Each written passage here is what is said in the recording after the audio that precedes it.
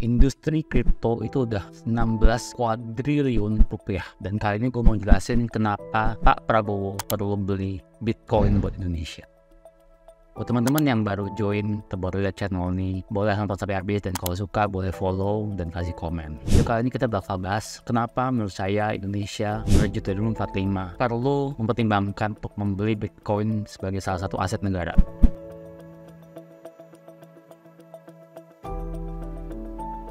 Video ini terinspirasi dari salah satu artikel dari seseorang namanya Balaji Srinivasan yang bikin argumentasi yang sama kenapa India harus beli Bitcoin jadi salah satu aset negaranya. Dan saya mikir Indonesia juga harusnya bisa kayak gitu. Ini beberapa alasan yang menurut saya sangat penting. Pasar kripto itu gede banget. Jadi kalau misalnya kita melihat dari sisi dolarnya, dia udah 1 triliun dolar. Kalau dari sisi rupiah, 16 kuadriliun rupiah. Gede banget. Jadi pasar kripto, cryptocurrency ini punya beberapa koin di dalamnya, beberapa currency. Yang paling gede itu Bitcoin. Bitcoin diciptakan oleh Satoshi Nakamoto di tahun 2009. Dimana saat itu idenya adalah membuat mata uang digital yang bisa ditransfer lewat internet dan divalidasi lewat internet. Saya di sini nggak bakal banyak bahas tentang apa itu kripto, apa itu blockchain, banyak banget video bagaimana. Tapi kita membahas potensinya nih. Pasarnya tuh gede banget. Untuk kasih gambaran, Bitcoin itu udah 9 kuadriliun rupiah sendiri. Udah sekitar 600 billion USD. Itu udah melewati valuasi dari even perusahaan-perusahaan startup lokal kayak saham-saham di Indo maupun saham-saham luar kayak Uber, Airbnb, Stripe, Slack. Gede banget. Dan nggak ada satu orang pun yang bisa mengontrol Bitcoin ini. Jadi ini salah satu aset yang bisa dibilang unik. Dan ini tuh membuka opportunity juga buat perusahaan-perusahaan. Ada beberapa perusahaan di US dan di Indonesia juga yang gede karena industri ini. Kalau di Indonesia saya kenal ada Indodex, itu salah satu exchange terbesar di Indonesia. Ada Pintu, kalau di luar negeri itu ada Binance, ada Coinbase. Jadi dia menciptakan industri baru juga karena negaranya quote-unquote mengayomi industri ini. Tapi kalau kita bedah lebih lanjut, industri kripto ini bukan cuma Bitcoin doang. Ada Ethereum, second largest cryptocurrency, market cap-nya sekitar 1,5 kuadriliun rupiah atau sekitar 100 million USD, bisa bikin smart contract on top of currency. Jadi bayangkan currency itu bisa punya fungsi if this dan that. Kalau misalnya gue kayak melakukan X dia bakal aja, jadi uangnya tuh kayak hidup gitu. Itu esensi sederhananya. Terus ada industri turunan dari cryptocurrency kayak decentralized finance, itu ada stable coin, ada gain dan sebagainya yang gede juga itu. Nah ini jadi industri yang kalau tadi saya bilang totalnya 16 kuadriliun rupiah.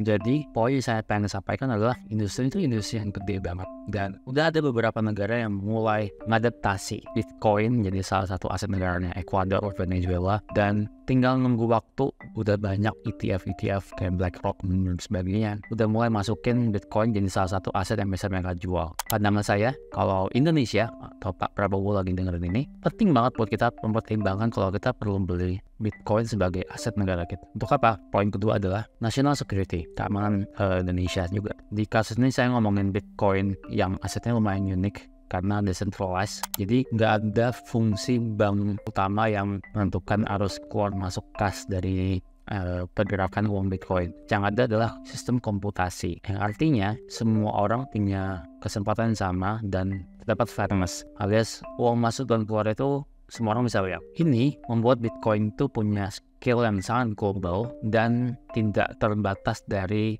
batas negara, atau misalnya di kasus kita ASEAN, Asia Pasifik, atau EU dan sebagainya. Jadi ini bisa membantu Indonesia dengan punya Bitcoin. Indonesia bisa mengurangi risiko terkena pressure dari luar karena kita punya satu aset yang tidak bisa dikontrol sama orang lain. Misalnya kalau sekarang kita bertransaksi dengan darurat, kalau misalnya daruratnya naik dan turun kita bakal terganggu. Tapi kalau misalnya kita punya aset yang tidak atau ya tidak bisa dikendalikan oleh siapapun, kita bisa punya manajemen risiko yang baik. Dan ini bisa membuat atau menambah poin Indonesia misalnya lebih stabil dan mengamankan pertumbuhan ekonomi kita juga. Poin ketiga menurut saya, kenapa Indonesia perlu mempertimbangkan membeli Bitcoin sebagai aset negara, itu adalah pertumbuhan ekonomi. Jadi stance dengan Indonesia memberikan stance bahwa Indonesia adalah negara yang open dengan industri ini, itu bakal menjadi katalis untuk pertumbuhan ekonomi Indonesia, terutama buat mendorong investment dari luar masuk ke industri tech maupun financial technology supaya bisa membantu Indonesia gitu. Dengan berjalannya ini, Indonesia juga bisa mematangkan plan-plannya, seperti misalnya saya pernah dengar Indonesia mengurangi mata uang kripto rupiah gitu. Tentu ini plan yang sangat bagus, tapi akan lebih bagus lagi kalau kita punya talenta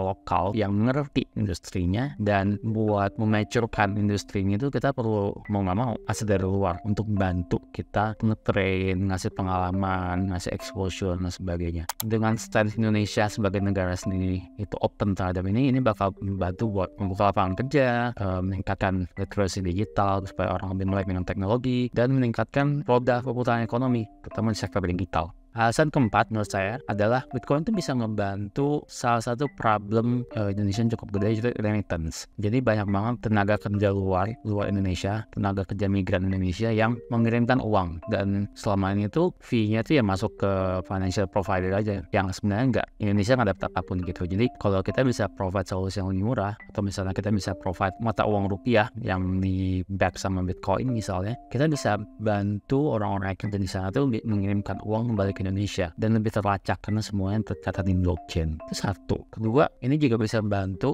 kalau teknologi udah lumayan skilled untuk membantu orang-orang yang nggak punya akses ke bank. Fenomena di Indonesia lumayan unik, di mana orang-orang yang nggak punya akses ke bank itu punya akses ke digital wallet. Salah satunya Dana yang paling tinggi untuk satu dan lain hal. Cuman ini mungkin juga bisa dibantu dengan adanya peran pemerintah yang open terhadap industri cryptocurrency dan ikut berpartisipasi dalam membantu nge-track orang-orang untuk membantu solve ini. Gimana caranya kita solve masyarakat Indonesia yang harus punya akses ke financial infrastructure kayak bank, pinjaman dan sebagainya gitu. Jadi ini tuh menjadi salah satu termasuk buat jadi katalis juga buat Indonesia. Alasan kelima, technological leadership, meaning Indonesia tuh sekarang bisa dalam tanda kutip menjadi salah satu negara yang paling banyak punya startup di Asia. Salah satu yang paling banyak. Di Southeast Asia kita mungkin salah satu yang paling banyak compare to Singapura. Tapi dengan peluang yang sangat besar di Indonesia gitu. Di compare dengan negara lain yang nggak kalah gede, contoh misalnya yang penduduknya paling banyak US, China, India, Indonesia agak kalah dalam sisi positioning. Dalam artian talenta digital kita yang ngerti tech, dalam artian let's say programming, itu masih sangat sedikit, dan kita perlu ngasih arahan. Ini sebenarnya arah technya kemana. Di Indonesia itu kalau saya perhatiin lebih gampang mengarahkan orang untuk ngasih tahu ada duitnya di mana, dan orang-orang bakal bondong-bondong belajar hal tersebut. Contoh misalnya waktu